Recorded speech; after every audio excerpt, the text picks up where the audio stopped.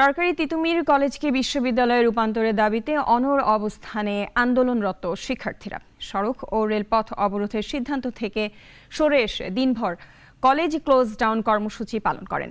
এদিকে দাবি না মানলে কাল থেকে বারাসাত ব্যারিকেড ঘোষণা দিয়েছেন তারা।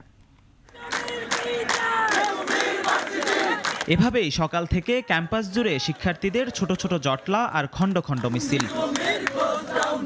কলেজকে বিশ্ববিদ্যালয়ে রূপান্তরের দাবিতে সব ধরনের একাডেমিক কার্যক্রমও বর্জন। এদিকে অনাকাঙ্ক্ষিত পরিস্থিতি এড়াতে ক্যাম্পাসের বাইরে মোতায়েন করা হয়েছে কয়েকশো পুলিশ সদস্য।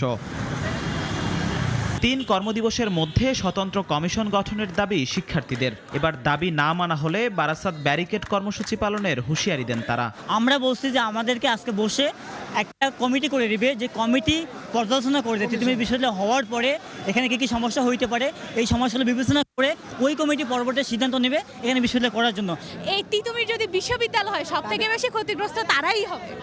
তারা কিন্তু আর থাকবে না, তাদের চাকরি থাকবে না। এই জন্য তারা চাকরি থাকবে না তা না, মানে থাকবে না।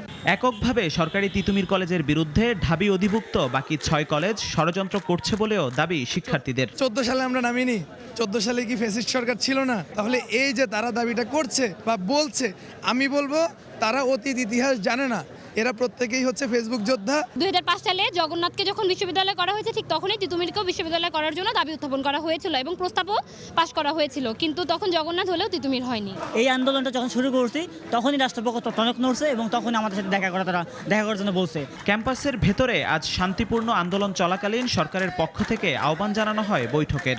পরে শিক্ষার্থীদের পক্ষ থেকে 14 জনের প্রতিনিধি দলের সাথে বৈঠক হয় শিক্ষা মন্ত্রণালয়ে।